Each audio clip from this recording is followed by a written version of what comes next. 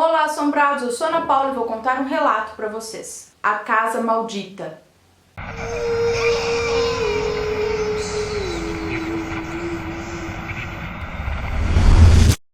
Histórias assombradas. A moça que nos conta esse relato tem 16 anos e ela conta esse relato junto com o irmão dela, que tem 25 anos. Mas na época que tudo aconteceu, ela tinha apenas 7 anos de idade e o irmão dela 16. E diz que deu bastante trabalho fazer ele voltar a esse assunto, ele relembrar, porque a família dele tem muito, a família dela, deles, tem muito receio em comentar sobre essa história. Sei lá, é como se falasse no assunto de novo, fizesse tudo voltar a acontecer. Eles estavam morando em Bragança Paulista, no estado de São Paulo, mas por motivos pessoais eles voltaram com a mãe deles para Olinda, Pernambuco. E diz que foi uma mudança tranquila e ficaram na casa da tia dela por um tempo até chegarem todos os móveis. Ficaram mais ou menos uma semana ali na casa dessa tia. Nesse período a mãe dela estava procurando uma casa para eles morarem e não demorou muito até que ela encontrasse. A casa era linda, tinha piscina, 3 quartos, era um sobrado, tinha uma varanda enorme, tinha uma ótima localização e um preço bem em conta. Cuidado, quando a esmola é demais, o santo desconfia. A mãe dela adorou a casa e não demorou muito para que eles virassem inquilinos daquela casa. Os móveis chegaram e sem demora eles foram passar a primeira noite naquela casa. E como os móveis tinham acabado de chegar e ainda não estavam montados e tal, ela deixou que a moça que nos conta esse relato, a filha dela mais nova e o irmão dormissem todos juntos ali no quarto com ela. E tudo começou nessa noite, quando de madrugada ela viu uma figura. Era um homem velho, em pé, na porta, observando eles ali dentro do quarto, observando todos ali dormindo. Ela conta que podia ver aquele homem claramente e diz que era um velho comum, não tinha nenhuma característica assustadora ou tal. Mas só o fato dele estar em pé ali na porta do quarto, de madrugada, numa casa que não é dele, e esse senhor usava um boné normal, uma calça e uma camisa listrada. Então ela acordou a mãe dela, mas a mãe dela dizia que não estava vendo nada. E mesmo enquanto a mãe dela dizia que não estava vendo nada, ela disse que ela via, ele continuava ali na porta olhando para eles. Foi quando a mãe dela começou a rezar e pediu para que ela fizesse o mesmo. No mesmo momento, o homem saiu da porta. Mas ela disse que ele não sumiu como um fantasma. Ele simplesmente deu as costas e saiu andando. Nos dias seguintes, nada demais aconteceu. Eles se instalaram bem na casa, começou a correr tudo normal, começou a vida normal, escola, trabalho e tudo mais. Numa outra noite, outro caso aconteceu. E daí em diante, as coisas começaram a acontecer repetidamente.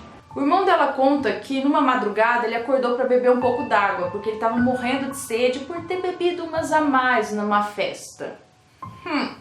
Então ele disse que acordou, foi até a cozinha, bebeu água e disse que antes de subir para os quartos, ele viu a irmã dele, a moça que nos conta esse relato, em pé no portão da garagem, que estava aberto. E ele chamou ela pelo nome, mas ela não respondia. Então ele se aproximou da irmã e viu que ela estava dormindo. Ela estava dormindo em pé, parada na garagem, com o portão aberto. Ela diz que nunca teve caso de sonambulismo antes. E ela conta que nas noites seguintes ela foi encontrada sentada na cadeira da sala pela mãe dela e outra noite foi encontrada dormindo embaixo da cama da mãe dela. E ela não se lembrava de nada. E a cada dia que passava, ela ia ficando cada vez mais doente. O cabelo dela começou a cair, ela ficava gripada com extrema facilidade, estava sempre com febre. Bom, um certo dia eles pegaram um filhote de cachorro da rua. E ela sempre adorou o cachorro e ficou o dia inteiro brincando com aquele filhotinho. Até que esse cachorro deitou no chão e começou a se debater e chorar. A mãe dela pegou o cachorro, levou para o veterinário, mas disse que foi tarde demais, o cachorro morreu.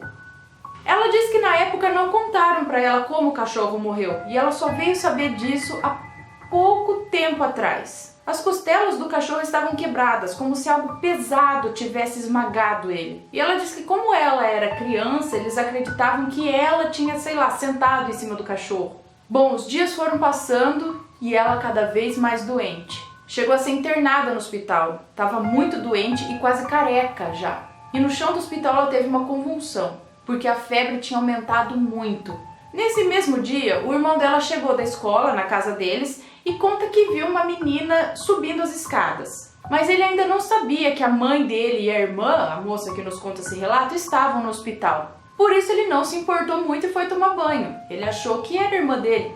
Quando ele saiu do banheiro, ele escutou um estrondo no quarto da irmã dele e achou que ela tinha derrubado alguma coisa. Quando ele chegou no quarto dela, ele conta que os brinquedos dela estavam todos espalhados pelo chão e a cama dela toda desarrumada. Ele conta que ele ficou super bravo com isso, até que viu uma garota correndo e descendo as escadas. E enquanto ele descia as escadas atrás dessa garota, ele ouviu um choro de criança vindo do banheiro que ele tinha acabado de sair. Ele não chegou a entrar no banheiro de onde vinha esse choro de criança, porque ele ficou super assustado com tudo isso. O que ele fez foi pegar a bicicleta e sair correndo da casa. Então, no período que ela estava internada, o irmão dela ficava na casa da tia. Ele não voltava para a casa dele de jeito nenhum, ele não queria ficar lá sozinho nem a pau.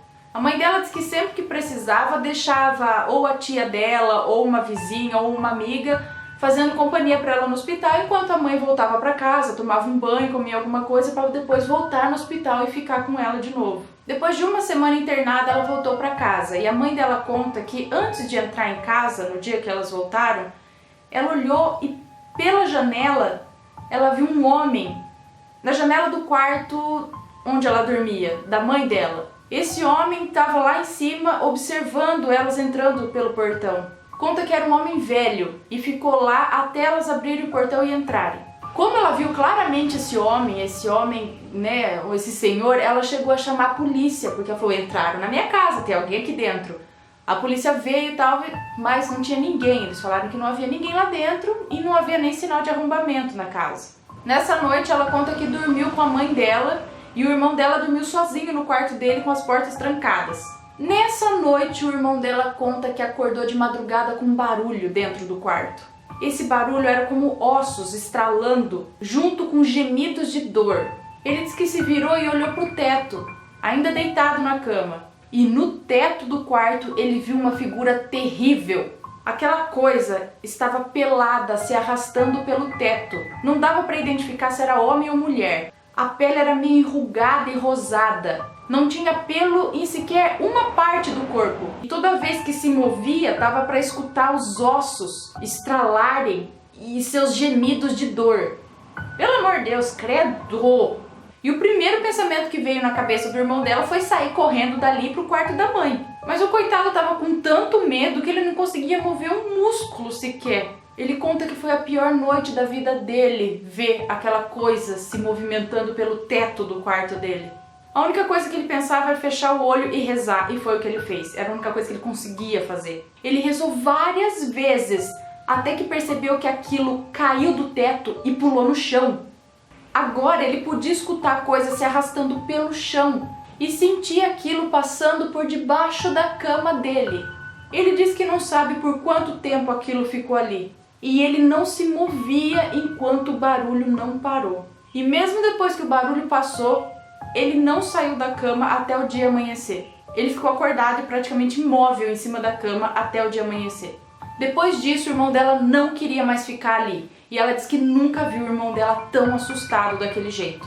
A mãe dela voltou a dormir na casa da tia. E nesse tempo tentou saber o que acontecia naquela casa. Por que tantas ocorrências desse tipo? Falou com alguns vizinhos e tal, e eles contaram que antes deles se mudarem ali para aquela casa, morava um casal recém-casado. E disseram que a mulher estava grávida e passou por complicações na gravidez. E acabaram perdendo o bebê. E depois disso foram embora da casa. Disseram também que essa casa foi feita pelo filho da proprietária, que alugava a casa. E esse filho da proprietária era um engenheiro. E que antes de acabar a casa, recebeu uma proposta de emprego fora do estado e acabou deixando a casa para a mãe dele, que finalizou a construção e pôs para alugar. E antes disso, era um terreno vazio e cercado, porque diz que a ideia era construir um supermercado ali, antes. Mas a tia dela disse que conhecia essa mulher e que essa mulher podia explicar melhor para ela alguma coisa. Mas a mãe dela diz que não deixou que a moça que nos conta esse relato e o irmão ouvissem a conversa. Mas o irmão dela disse que escutou alguma coisa, e uma coisa que ele nunca mais vai esquecer. E ouviu a seguinte frase: "O diabo é traiçoeiro e tem vários rostos.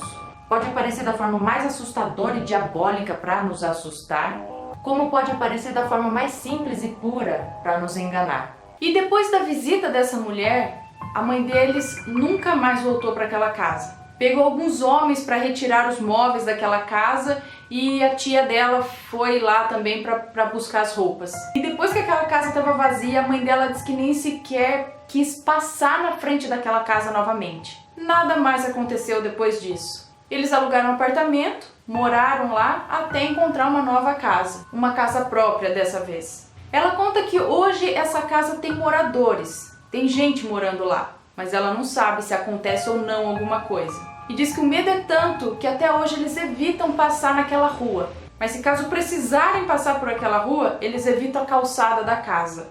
Evitam também falar sobre isso hoje. Hoje eles vão na igreja e agradecem por nada de trágico ter acontecido. E termina dizendo que foi bem difícil escrever esse relato e fazer a família tocar no assunto novamente. Nós agradecemos que tenha compartilhado essa história conosco, porque às vezes tem gente passando por isso. E talvez até gente morando aí nessa casa em Olinda, né? Se você tem uma opinião a respeito, deixa nos comentários aqui e ajuda com comentários. E se você gostou desse relato, deixa o seu joinha, se inscreve no canal e segue a gente nas redes sociais e compartilha esse vídeo com seus amigos. E se inscreve no canal se ainda não é inscrito. E é isso aí. Um beijo pra vocês e até o próximo relato. Tchau!